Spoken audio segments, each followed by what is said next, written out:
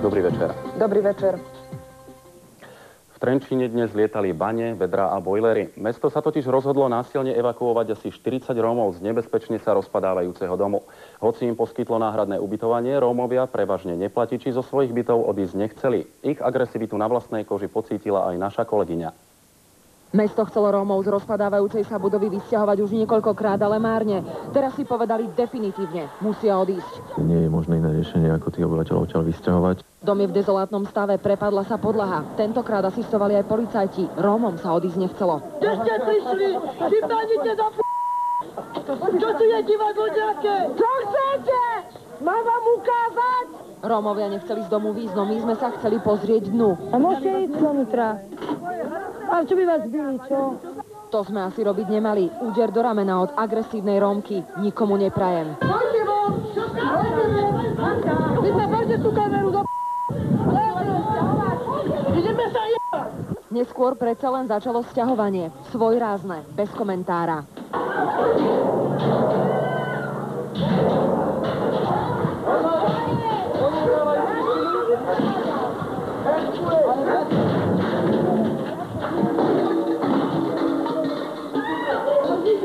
Našej televízii sa podarilo nasnímať aj chatovú oblasť na okraji Trenčína, kde Rómov presunú. Samozrejme dočasne. Podľa platby nájomného a podobne. Áno. Hej? Čiže to sa dorieši potom všetko v najbližších 2-3 mesiacoch. Teraz ide o to, aby vám toto nepadlo na hlavu a vás to nezabilo. Ak chcete tento dom hrôzy ešte vidieť, máte poslednú šancu. Mesto sa ho totiž po ich vysťahovaní chystá okamžite zbúrať. Z Trenčína Erika Barkolová, televízia Markíza. 115 000 korún. Presne toľko je dlžný každý obyvateľ Slovenska vrátane novorodencov.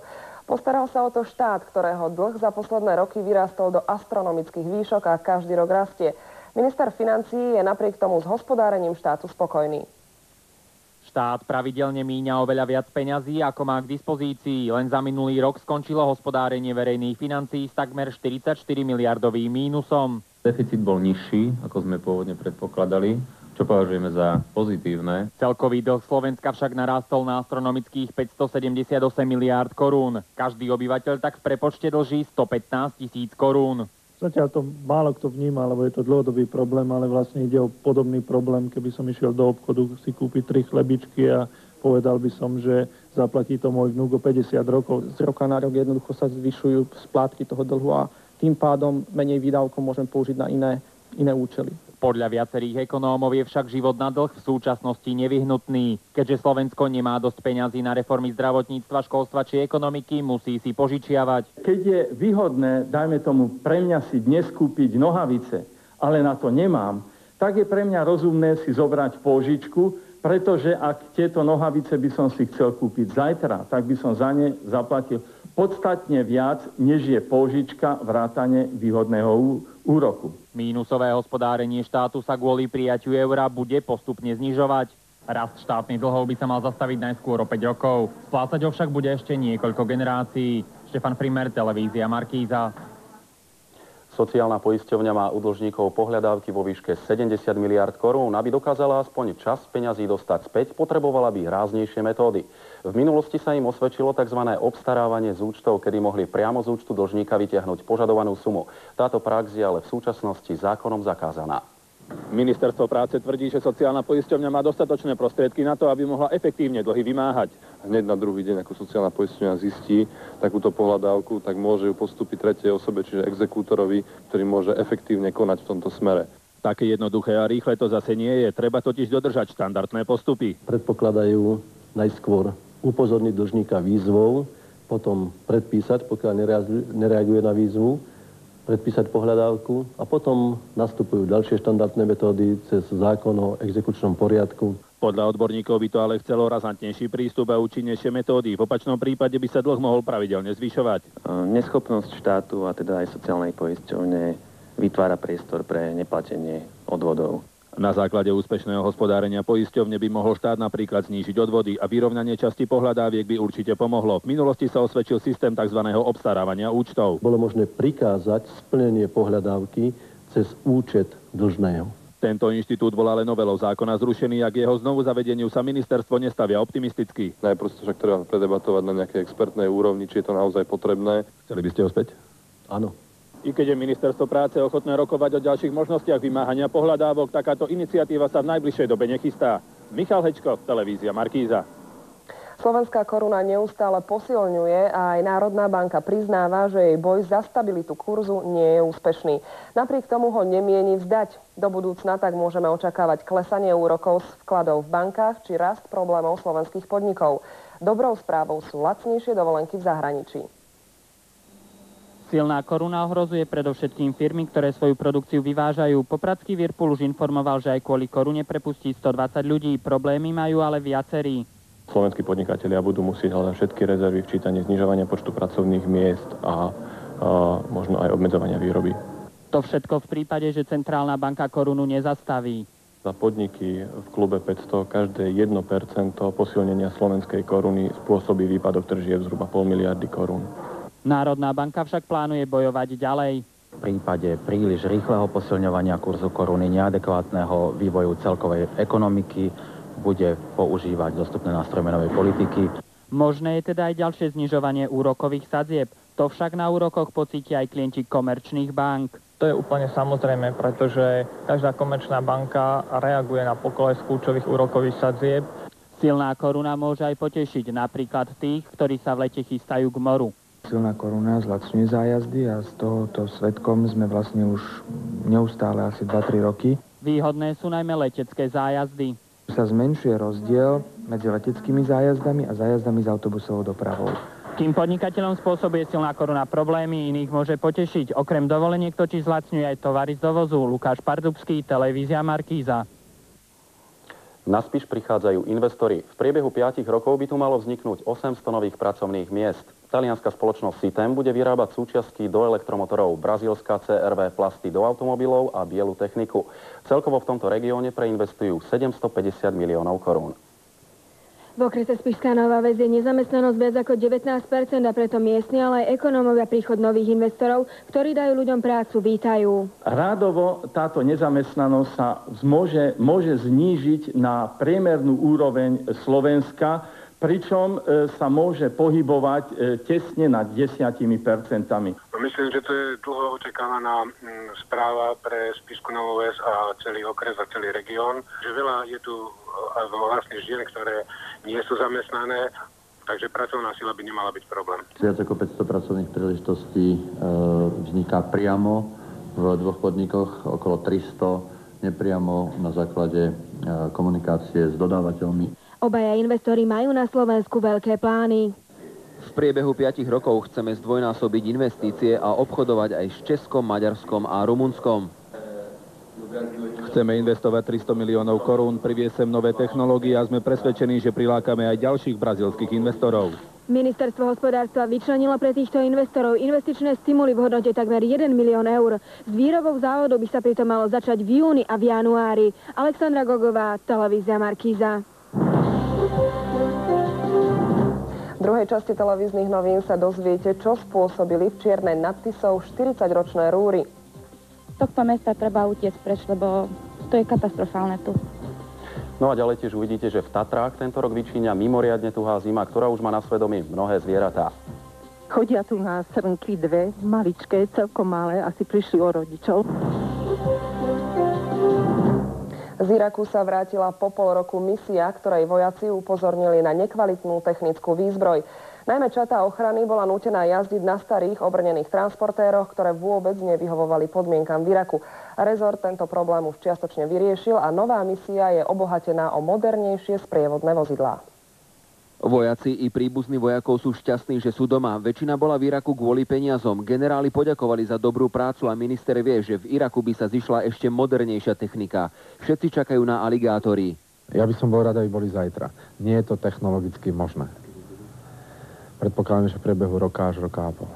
Veliteľ starej misie je spokojný, ale priznáva, technika nám dala občas riadne zabrať. Hlavné však je, že sme sa všetci vrátili dobrovoľne, ako aj 30 ďalších by išiel ešte raz. Určite a verte mi, že by som robil veci úplne ináč, ako som ich robil teraz. Záujem o misie všeobecne, aj včetne Iraku, prevyšuje. V Nitre si vojaci uctili pamiatku všetkých našich, ktorí doteraz zahynuli v misiách od 90. roku.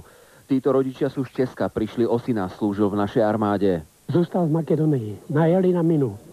V červenci před 4 rokama.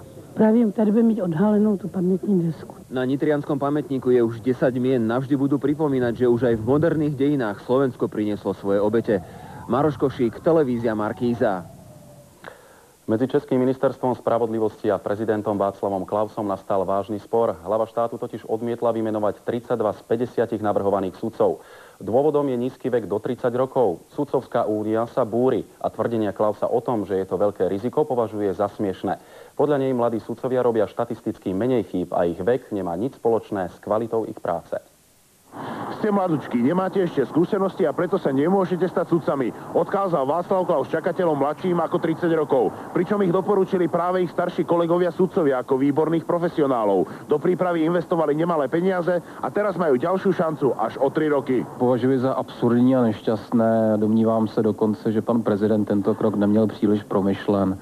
Se jedná o diskriminaci. Zí mě ta nedůvěra v mladé lidi. To, že prezident soudil, že věk 25 let není dostatečnou zárukou ve věci tak závažné, týkající se bezprostředně lidských osudů, je jeho právo. Klaus sa zároveň odvoláva aj na to, že od roku 2003 platí veková hranica 30 rokov. Lenže odmietnutí vtedy dostali sľub, že ich sa to ešte nedotkne, pretože s prípravami začali podstatne skôr. Pokud splní veškeré odborné i jaksi zkušební podmínky, všechno splnili. Se zde neuměrně přeceňuje jakási životní zkušenost před odborností, protože soudce má rozhodovat podle zákona. Ministerstvo spravodlivosti sa teraz obáva, že väčšina z odmietnutých už nebude ďalej čakať na sudcovský talár a odíde do iných sfér, čím sa len prehlbí problém s nedostatkom mladých a bývalým režimom nezasiahnutých sudcov. Na Slovensku vekovú hranicu 30 rokov pre sudcov stanovila novela ústavy už v roku 2001. Aj do výberového konania sa môžu uchádzači prihlásiť až po nadobudnutí tohto veku. Predseda Najvyššieho súdu to schvaľuje. Musí ísť veľmi skúseného právnika,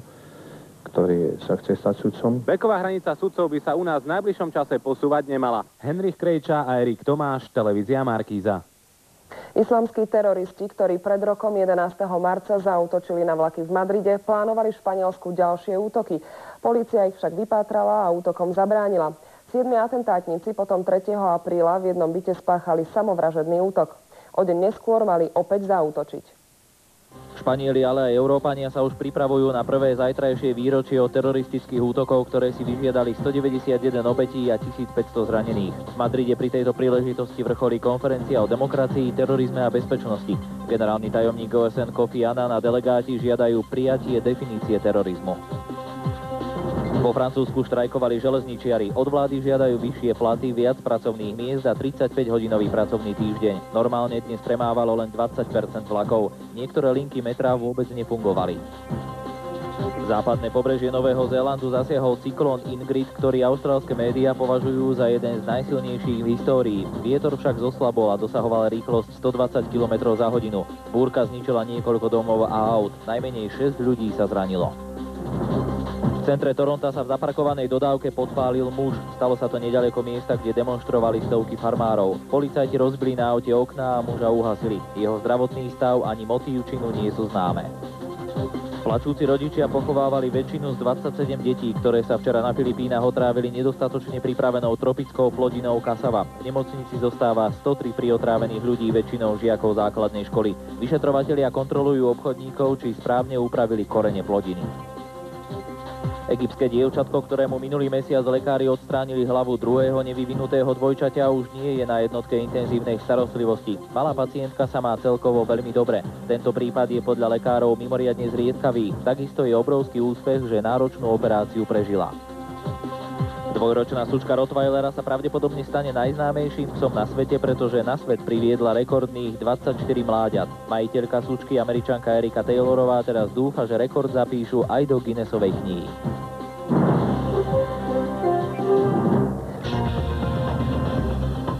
Štrajk železničiarov opäť ochromil dopravu vo Francúzsku. Nepremávali medzimestské a medzinárodné rýchliky.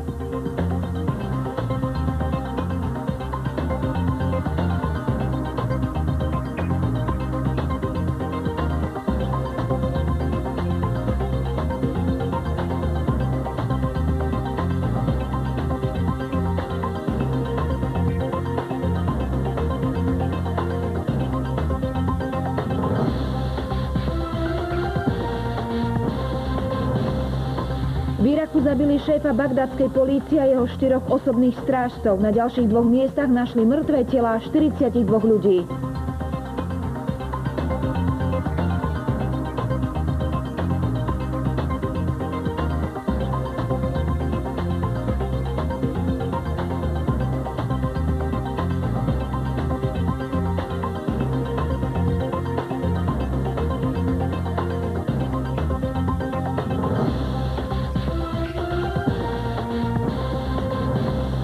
Michael Jackson sa poprvý raz na súde stretol so svojou údajnou obeťou. Chlapec vypovedal, že spevák mu ukazoval pornografické obrázky.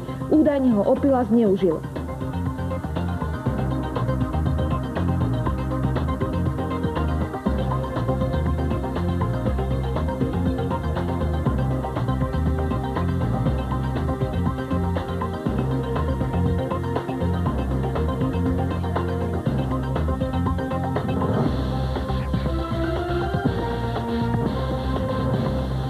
Silné tornádo ničilo západné pobrežie Nového Zélandu. Vietor strhával strechy z domov a zdvíhal do vzduchu prepravné kontajnery.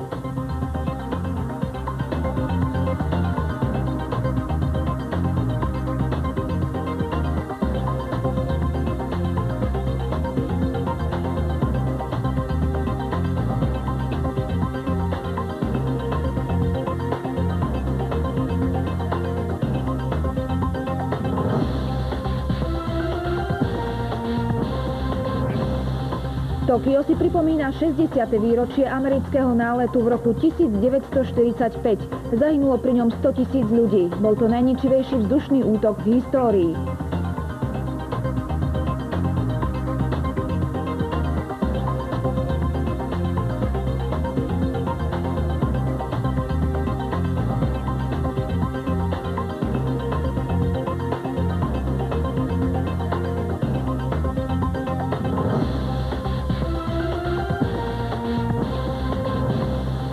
V brazílskom Rio de Janeiro predstavili najväčšiu ponorku Južnej Ameriky. Volá sa Tikuna a jej výroba trvala 9 rokov.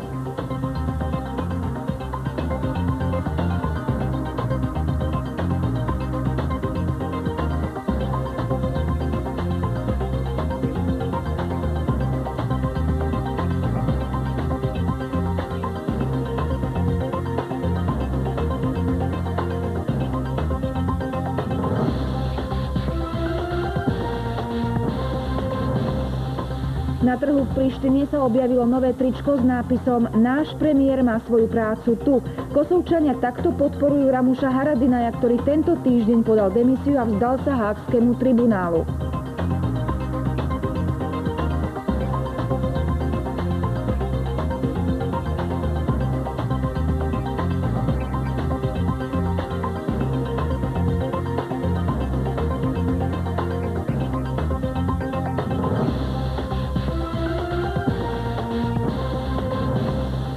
V ugandskej rezervácii chytili krokodíla, ktorý údajne zožral 80 ľudí. Krokodíl je stále živý a meria 5 metrov.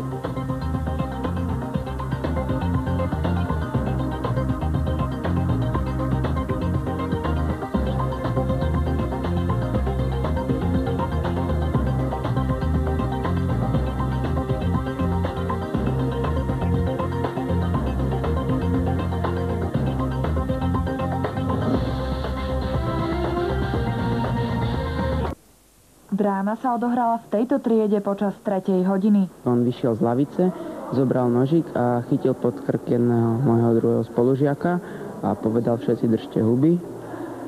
Potom pani učiteľka vybehla z triedy a išla pre pomoc. Ja som si myslela, že on ako nám všetkým niečo spraví. Nakoniec sa nikomu nič nestalo. Žiaci i učitelia sú však otrasení. Chlapci totiž údajne pôvodne plánovali ešte oveľa tvrdší útok. Mali pôvodne zámer, že napadnú triednu učiteľku, údajne až tak teda, že ju použijú ten nôž, ale vlastne nakoniec to urobili úplne na inej hodine. Triedna učiteľka si to nevie vysvetliť. Žiadne také pohľady, také vražedné, nebolo u nich sledovať. Niektoré deti o plánovanom útoku vedeli, nikomu z učiteľov to však nepovedali.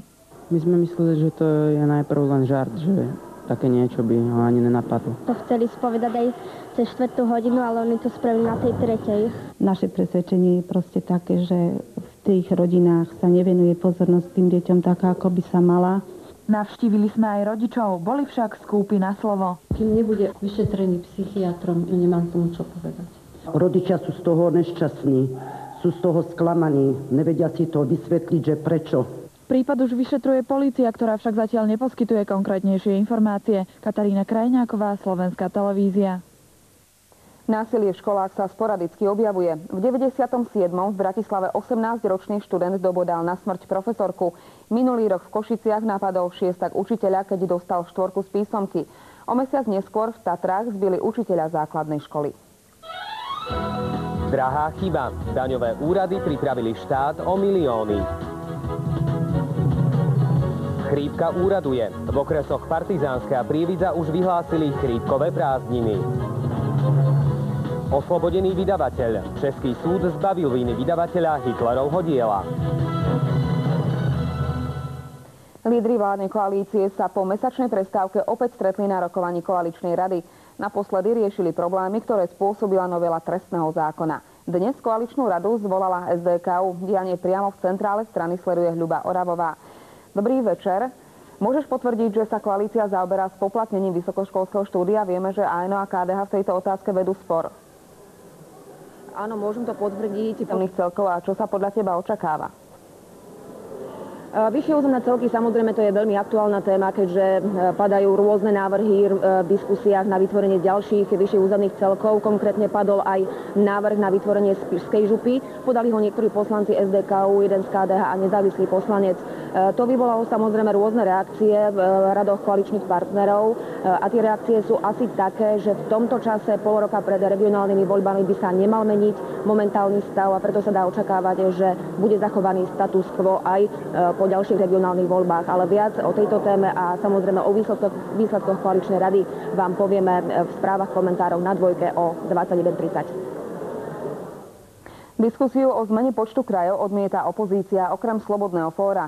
Naopak, odborníci by zmenu podporili. Podľa nich ľudia sa skôr hlásia k regiónom ako Turiec, Liptov, Zemplín či Spiš. Myšlienku 12 či 3 krajov politici zamietli ešte v roku 2001, dohodli sa na 8, prichádzajú však požiadavky z regiónov. Možnú zmenu preto nevylučuje autor decentralizácie. Prešovský a Košický kraj by sa mohli rozdeliť na 4 župy: Zemplín, Spiš, Šariš a Košice. Tí politici, ktorí sa priklonia k názoru, že napríklad Spišu bolo ublížené vtedy, alebo že je otázka Bratislavy významná, tak keď sa nájde 76 poslancov, tak všetko je možné. Zmeny na východe teraz iniciuje najmä SDKU. Môže sa však spustiť lavína ďalších, aby bola Bratislava samostatný kraj, alebo aby sa vytvorila Komárňanská župa, čo bola pôvodná požiadavka SMK. A tak sa to môže opäť stať predvolebnou témou. Jednak nedostatok času, jednak rozdielne predstavy a jednak nadchádzajúce voľby skôr posunú vnímanie tejto problematiky od praktickej realizácie skôr smerom ku komunikácii s verejnosťou. V minulom storočí sa členenie Slovenska menilo 10-krát. V roku 1920 sa definitívne opustil model žúp. Slovensko sa rozdelilo na kraje. Časť odborníkov to pokladá za experiment. Vládna garnitúra nechce opustiť to umelé členenie, ktoré tu funguje už od začiatku 20. storočia. Po volebných programoch v roku 2002 koaličné strany sľubovali zmenu územného členenia Slovenska. Po zostavení vlády však od tohto cieľa upustili. Anton Molnár, Slovenská televízia. 250 miliónov korún. O toľko mohol byť štát bohatší, keby daňoví úradníci vymáhali od ľudí zaplatenie daňového dlhu. To však neurobili a tak štát o tieto peniaze natrvalo prišiel. Daňové úrady 5 rokov nepožiadali firmy a ľudí o to, aby daňový dlh zaplatili. Tento čas uplynul a tak podľa zákona už peniaze zaplatiť ani nemusia. Mali včas upozorňovať daňové subjekty, vymáhať, prípadne vykonať exekučné konanie. Myslíte si, že potom by bola tá vymožiteľnosť tých peňazí vyššia? Celkom isté áno. Daňové úrady priznávajú, urobili sme chybu. Chybou nie celkom efektívnej práce jednotlivých daňových úradníkov došlo k tomu, že nebola dostatočne včas zabezpečená daň Daňové nedoplatky v minulom roku predstavujú 85 miliárd. Keby daňové úrady 100% robili svoju prácu, toto číslo by bolo nižšie, tvrdí NKÚ. Aj preto po týchto zisteniach dodáva. By bolo potrebné, aby daňové riaditeľstvo v Banskej Bystrici urobilo nápravu. Boli vymenení aj riaditelia daňových úradov, poprípade boli postihnutí aj konkrétni pracovníci, ktorí sa tohto pochybenia dopustili. Zákon meniť netreba, problém je v dodržiavaní zákona v praxi, hovoria ekonómovia. V Spojených štátoch ekonomika funguje aj preto tak dobre, lebo ak niekto nezaplatí svoj dlh, či už faktúru alebo dane, ide do väzenia. Na Slovensku je naopak, poviem to tak, väčší frajer ten, kto neplatí. Najvyšší kontrolný úrad nebude žiadať vyvodenie trestnoprávnej zodpovednosti voči daňovým úradom, no varuje ich. Tieto prešľapy nech sú poučením do budúcna.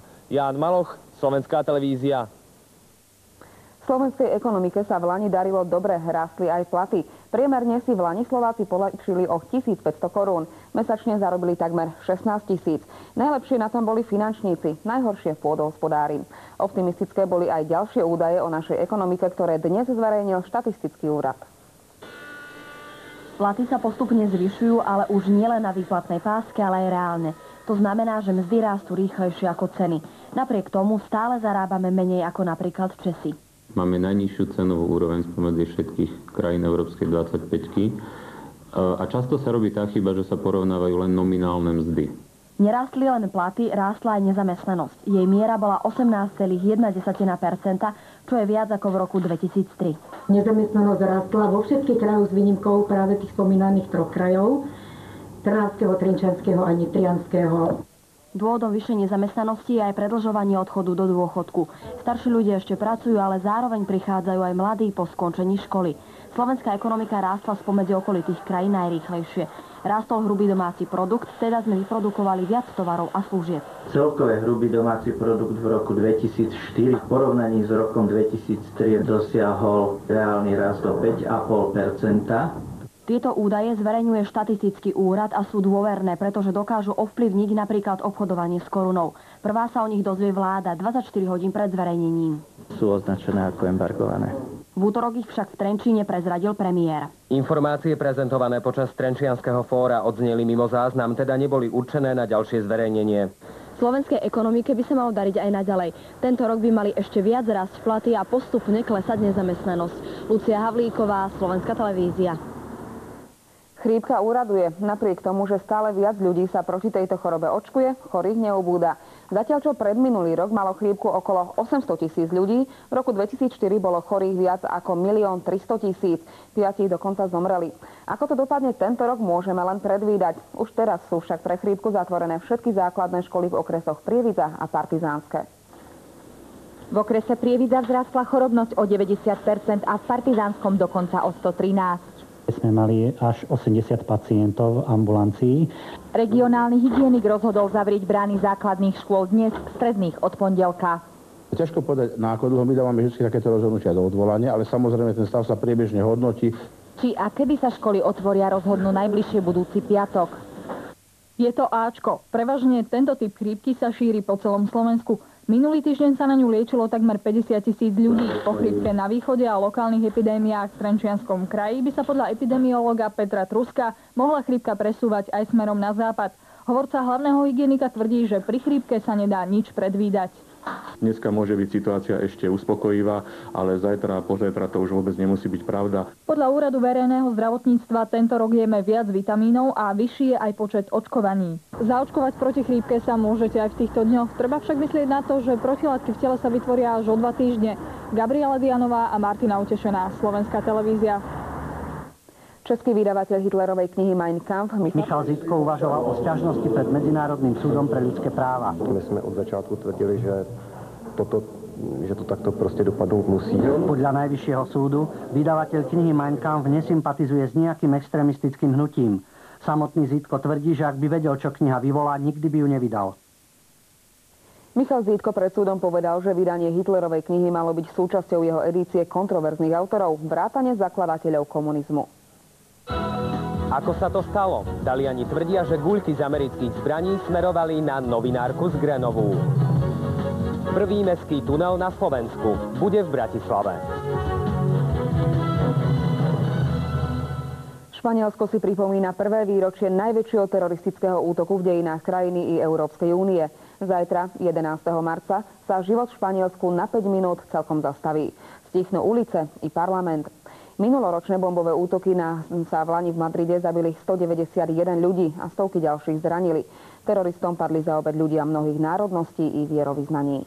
11. marca 2004 sa v rannej špičke do školy ponáhľala aj 13-ročná Sana. Mladá Maročanka nastúpila na vlak na jednom z madridských predmestí. Do školy sa však nedostala. Vagón, v ktorom sa viezla, rozmetala bomba na stanici Atocha.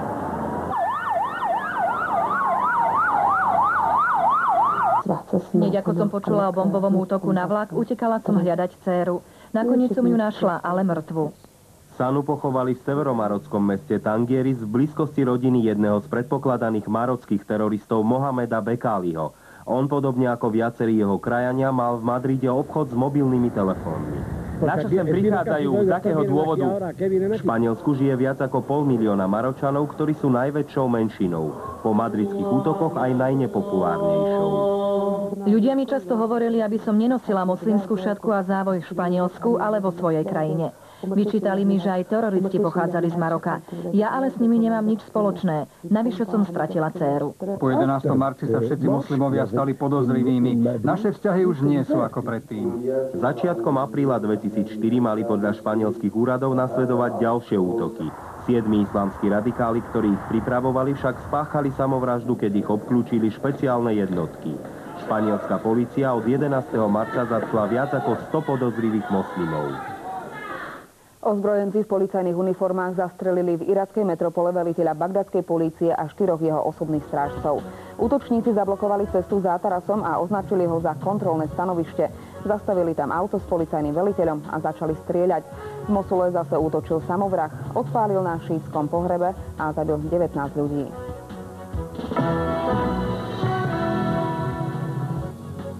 Talianski karabinieri získali z Iraku desiatky fotografií auta, v ktorom zastrelili agenta Kalipáriho a postrelili novinárku z Grenovu. Experti tvrdia, že americkí vojaci strieľali na auto vprava. Jedna strela zasiahla motor, ďalšie ľavé predné koleso. Väčšina smerovala na ľavé zadné sedadlo, kde sedela Juliana z Grenová. Vlastným telom ju ochránil agent Kalipári sediaci vedľa nej. Z Iraku sa vrátilo 98 našich vojakov. Všetci boli v misii dobrovoľne. To by sa však malo zmeniť. Po novom by sa mali vojaci vysielať do zahraničných misií na rozkaz. Predstavy ministerstva obrany však musí ešte odobriť vláda a parlament. Títo vojaci boli v Iraku dobrovoľne. Ak však v parlamente prejde nový zákon, armáda bude môcť vojakom pobyt v misiách prikázať. Stanú sa totiž profesionálmi. Bude prirodzene počítať s tým, že môže byť nasadzovaný do akýchkoľvek misií. V armáde to musí fungovať na rozkaz. A to aj funguje. V Severoatlantickej aliancii je to štandard a uľahčuje to prácu jednotky, tvrdia vojaci. Oni sa poznajú z domu, nemusia sa v ťažkej, kritickej situácii zlaďovať. Ministerstvo pripúšťa aj to, že sa po zmene zákona môže záujem o vstup do armády znížiť. Nie každý sa vyrovná s rozkazom a bude chcieť slúžiť napríklad v Iraku. Riziko je veľké. S tým už však musia profesionálni vojaci a ich rodiny rátať. Ja by som bol rád, aby oveľa menej výčitiek mali tí rodinní príslušníci pozostali, aby sme nejaké to bremeno zodpovednosti zobrali aj na seba. V zahraničných misiách doteraz zahynulo 10 slovenských vojakov. Práve ich pamiatke je venovaný aj tento pamätník na základni v Nitre. Richard Dürer, Slovenská televízia.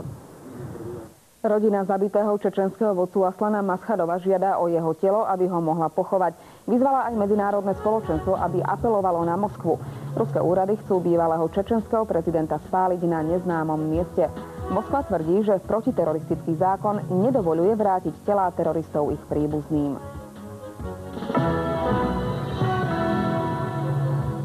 Verejnú dopravu vo Francúzsku, najmä železničnú, ochromil celoštátny štrajk a vyššie platy. Pracovné miesta žiadajú ako aj 35-hodinový pracovný týždeň.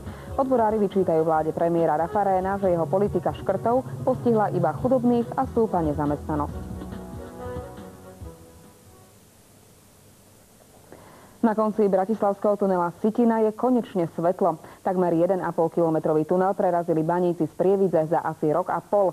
Aj napriek komplikáciám výstavba pokračuje podľa plánov.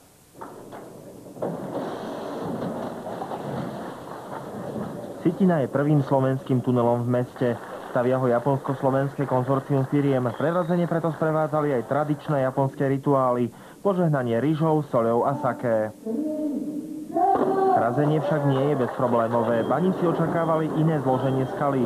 Pôvodné plány preto záchodu upravovali. To, že sa drží termín, to je tým, že sa otvorili protičelby z druhého portálu a vlastne proti sebe ideme. Razenie tunela z oboch strán stavbárov nevyviedlo z miery. V jednej tunelovej rúre už sa čaty baníkov stretli, a to na milimetre presne. V druhej ešte treba preraziť asi 200 metrov. Nemyslím si, že je to len v tom, že spolupracujeme s Japoncami, ale predovšetkým v tom, že naši robotníci, technici, inžinieri, dozorujúce inštitúcie majú už značné bohaté skúsenosti. Celkovo bude stáť tunel 3,5 miliardy korún. Po jeho dokončení by sa mala doprava v hlavnom meste výrazne odľahčiť. Nie je to len urýchlenie dopravy z môjho pohľadu a je to bezpečnosť cestujúcich, ktorí tady to budú prechádzať. Prerazením tunela sa končí iba prvá etapa stavby. Na jeho dokončenie si budú musieť vodiči počkať do roku 2007. Marek Zgalinovič, Slovenská televízia. Problém s vysťahovaním obyvateľov z devastovaného domu v Trenčíne dnes vyriešili. Rozuzlenie bolo dramatické. Na mieste boli kolegovia z regionálneho vysielania. Mesto sa rozhodlo rómske rodiny vysťahovať po tom, čo sa v pondelok prepadla časť podlahy domu a bolo len otázkou šťastia, že sa nikomu nič nestalo. Napriek hrozným podmienkam sa obyvatelia domu sťahovať nechcú. Niektorí tu žijú viac ako 20 rokov. Budeme sa brániť. Keď tu nabehne aj 100 kukláčov, to už je jedno. Mesto Trenčín ponúklo rodinám náhradné dočasné bývanie na Kasárenskej ulici. Až na jednu rodinu Rómovia túto ponuku odmietli. Mesto dnes preto muselo pristúpiť k evakuácii za prítomnosti polície. Napriek tomu teda, že to krízový stav a aj zmysel zákona, ich proste musíme odtiaľ vysťahovať. Včera podpísali rozhodnutie primátora, prijali a podpísali o tom, že sa dobrovoľne presťahujú do tých dočasných náhradných priestorov. Situácia dramaticky vyvrcholila, keď Rómovia na protest začali vyhadzovať nábytok a kuchynský riad z okien.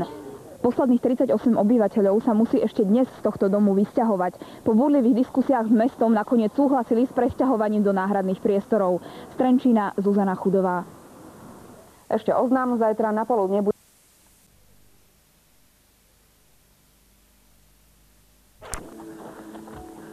Pane Berner. Katrin.